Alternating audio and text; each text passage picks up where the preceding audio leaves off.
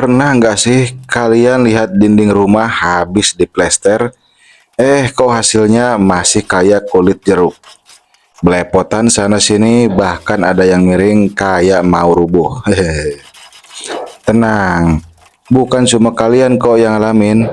Banyak tukang pemula bahkan kadang tukang lama pun masih salah langkah dalam plesteran.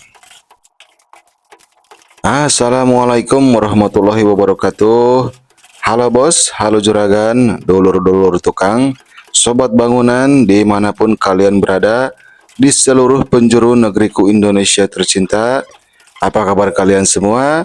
Saya doakan semoga kalian selalu dalam lindungan Allah Subhanahu wa taala, sehat selalu, sukses selalu, dan tentunya tidak kekurangan sesuatu apapun.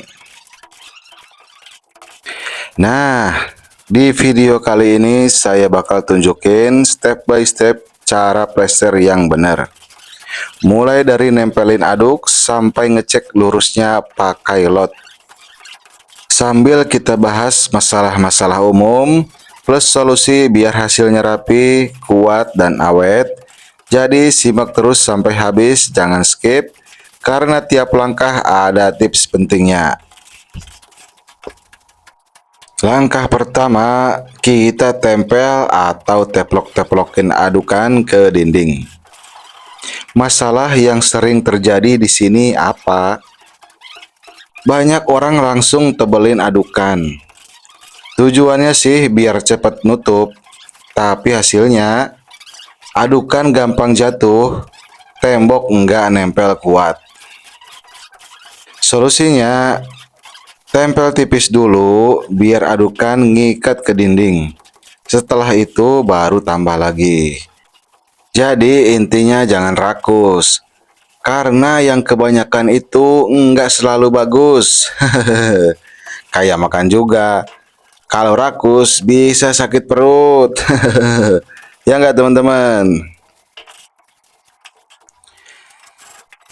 Saya dulu waktu masih awal-awal kerja, sering tuh plester tebal langsung. Besoknya plesteran retak, ngelupas, jatuh kayak bubur basi. Malu banget sama mandor. Dari situ saya belajar, plesteran tuh butuh kesabaran. Setelah adukan nempel, kita ratain dengan cara menariknya mengikuti lajur kepalaan yang udah dipasang di tembok dengan jidar. Kenapa penting?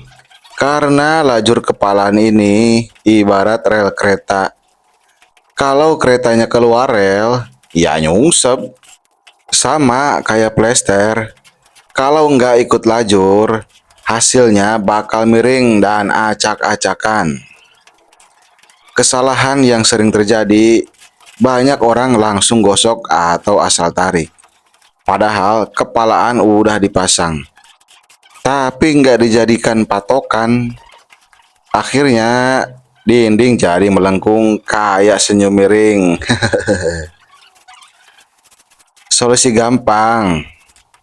Tarik adukannya pas di antara kepalaan. Biar tinggi kanan kiri sama.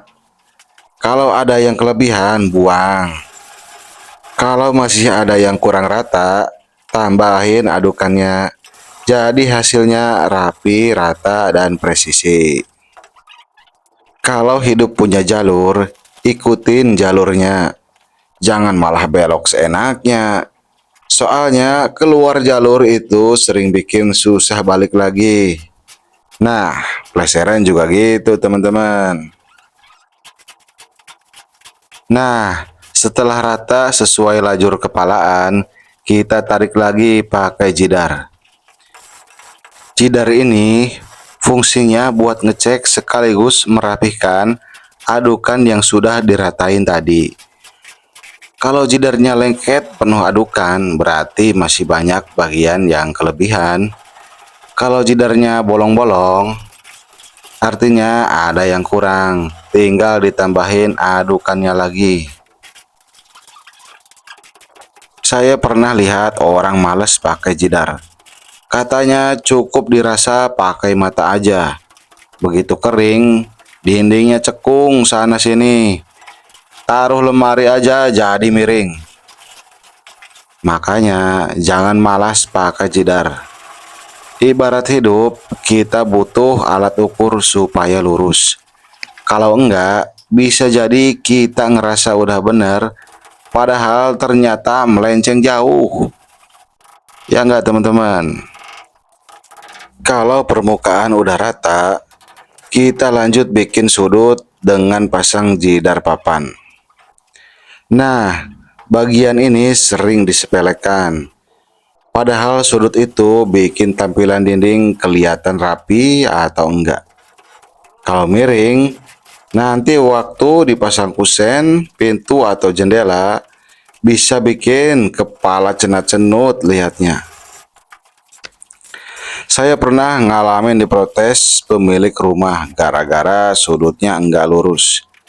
Padahal cuma meleset sedikit. Dari situ saya sadar, detail kecil bisa bikin hasil kerja kelihatan profesional atau enggak. Jadi, jangan anggap remeh pojokan ya. Ingat, masalah besar kadang datang dari hal kecil yang kita abaikan. Ya enggak teman-teman? Langkah terakhir, kita cek pakai lot. Benda sederhana, tapi luar biasa penting. Dengan lot, kita bisa tahu tembok kita lurus atau melenceng. Kalau ada yang belum lurus, bisa langsung kita betulkan selagi masih basah. Kesalahan yang sering saya temuin, tukang malas ngecek lot. Katanya ribet, pas kering, hasilnya miring semua. Tembok jadi kayak lagi senyum miring ke kamera. Makanya, lot itu ibarat benang merah dalam hidup. Kalau kita punya panduan jelas, jalan kita lebih lurus. Kalau enggak, gampang nyasar. Betul nggak teman-teman? Jadi teman-teman, dari proses plester ini kita bisa belajar banyak hal. Bahwa pekerjaan kecil kalau dikerjain asal-asalan, hasilnya bisa bikin kesel. Tapi kalau dikerjain dengan sabar, hasilnya bikin bangga. Buat kalian yang lagi belajar, jangan minder. Tukang hebat juga awalnya sering salah. Bedanya, mereka enggak berhenti belajar. Sama kayak saya dulu, banyak gagal, banyak dimarahin mandor, tapi akhirnya bisa juga bikin plesteran rapi.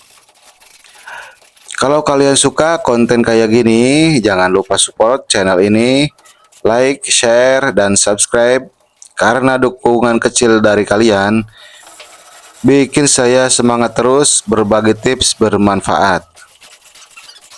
Ingat, 1000 subscriber dan 4000 jam tayang bukan angka yang mustahil. Asal dikerjain pelan-pelan tapi konsisten. Sama kayak plesteran ini, sedikit demi sedikit akhirnya nutup rapat juga. Semangat terus ya, dan jangan lupa kerja boleh capek, tapi hasilnya harus bikin bangga. Oke ya teman-teman, sampai jumpa lagi di proyek berikutnya. Assalamualaikum warahmatullahi wabarakatuh.